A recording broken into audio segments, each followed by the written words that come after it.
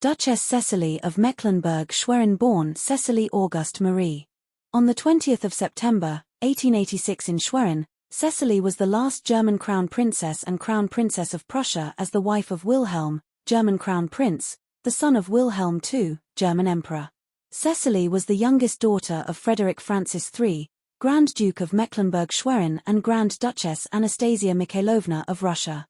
Duchess Cecilie had two siblings. Her only brother was Duke Frederick Francis, who in 1897 succeeded their father as Grand Duke of Mecklenburg-Schwerin, and her only sister was Duchess Alexandrine. After their father's succession as Grand Duke upon the death of her grandfather on the 15th of April, 1883, Cecilie grew up with her brother and sister at the castle in Schwerin, at the royal residences of Ludwigslust Palace and the Gelbensand Hunting Lodge, only a few kilometers from the Baltic Sea coast. Her father had a fragile health and suffered badly from dermatitis, asthma, and respiratory disorders from an early age.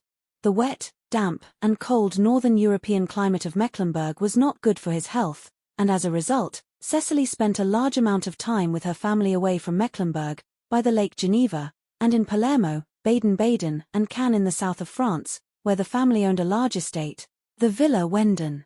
During the winter visit of 1897, Cecilie's sister, Alexandrine, met her future husband, Crown Prince Christian, later Christian X of Denmark. Shortly after the engagement was announced, her father the Grand Duke died suddenly at the age of just 46 years. His sudden death was somewhat shrouded in mystery as it was first reported that he had committed suicide by throwing himself off a bridge. However, according to the official report, he died in his garden when he fell over a low wall during a bout of shortness of breath. The wedding of Duchess Alexandrine and Prince Christian was celebrated on the 26th of April, 1898 in Cannes, when she was 18 years old. After returning to Schwerin, Cecilie spent time with her widowed mother in Denmark. After the death of her father, she traveled every summer, from 1898 to 1904, visiting her relatives in Russia.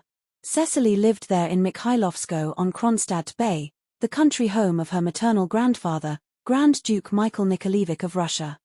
During the wedding festivities of her brother Frederick Francis IV, Grand Duke of Mecklenburg-Schwerin in June 1904, the 17-year-old Duchess Cecilie got to know her future husband, Wilhelm, German Crown Prince. Kaiser Wilhelm II had sent his eldest son to the festivities as his personal representative. Taller than most women of her time at 182 centimeters, over 5 feet 11 inches, Cecilie was as tall as the German Crown Prince. Wilhelm was struck by her great beauty, and her dark hair and eyes. On the 4th of September, 1904, the young couple celebrated their engagement at the Mecklenburg-Schwerin Hunting Lodge, Gelbensand. The Kaiser, as an engagement present, had a wooden residence built nearby for the couple. The wedding of Duchess Cecilie of Mecklenburg-Schwerin and the German Crown Prince Wilhelm took place on the 6th of June, 1905 in Berlin. Arriving from Schwerin at Berlin's Lehrte station, the future Crown Princess was greeted on the platform with a gift of dark red roses. She was greeted at Bellevue Palace by the entire German imperial family and later made a joyeux entrée through the Brandenburg Gate to a gun salute in the Tiergarten. Crowds lined the sides of the Unter den Linden as she passed on the way to the Berlin Palace. Kaiser Wilhelm II greeted her at the palace and conducted her to the Knights' Hall where over 50 guests from different European royal houses awaited the young bride, including Grand Duke Michael Alexandrovich of Russia, Archduke Franz Ferdinand. Kaiser Wilhelm II presented his daughter-in-law with the Order of Louise. The wedding ceremony took place in the Royal Chapel and also the nearby Berlin Cathedral.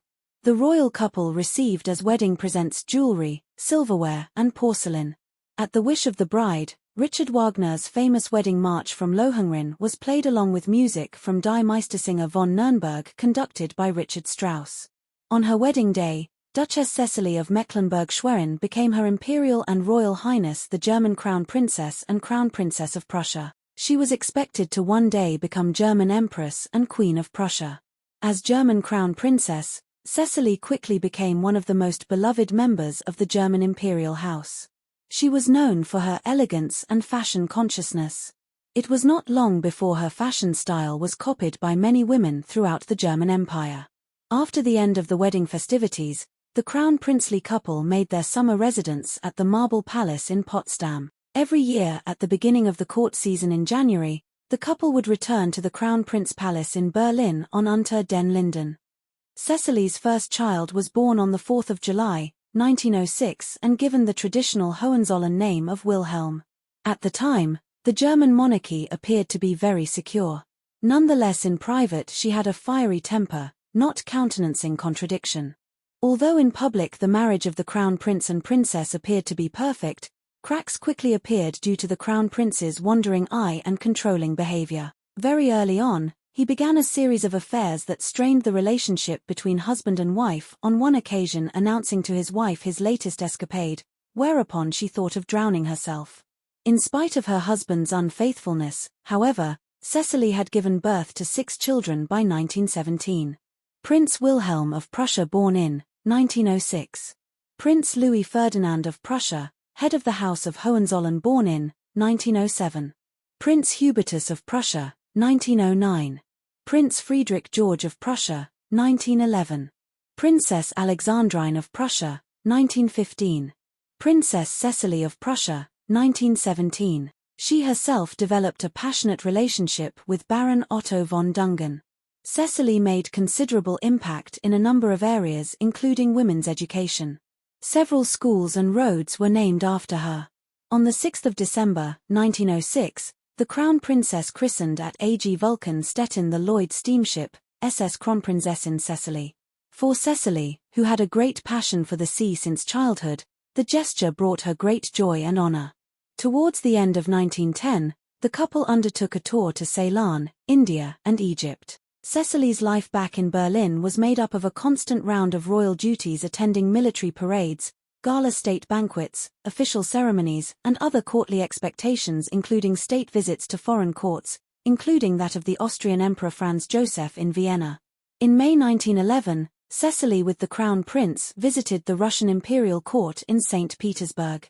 The visit coincided with the birthday of the Russian Tsar. A visit to London to King George V and Queen Mary at Buckingham Palace followed in June 1911. The London Illustrated magazine, The Sphere, reported the visit as "our beloved visitors for the coronation." Queen Mary was particularly fond of the imperial couple and maintained contact with the German Crown Princess until her death in 1953. The 1911 visit to London was Cecilie's last as representative of the German Empire. The German Revolution of 1918 to 1919 also was an uprising started by workers and soldiers in the final days of World War I. It quickly and almost bloodlessly brought down the German Empire. The political and economic situation became more and more hopeless. On the 6th of November, 1918, the new German Imperial Chancellor, Prince Maximilian of Baden, met with Minister Wilhelm Solf to discuss the future of the German Empire. They were both of the opinion that the monarchy could only survive with the removal of the Kaiser and his son the Crown Prince and the setting up of a regency under the nominal rule of the young son of Crown Princess Cecilie. Such an idea quickly disappeared, with Friedrich Ebert becoming Chancellor and a republic being declared a few days later. Both the Kaiser and the Crown Prince crossed the border to seek exile in the neutral Netherlands. The monarchy collapsed with the defeat of Germany at the end of the war. Cecilie, with her young children, was living in Potsdam during the revolutionary period. She had moved from her new home of Sicilienhof with her children to join her mother-in-law in the relative safety of the new palace.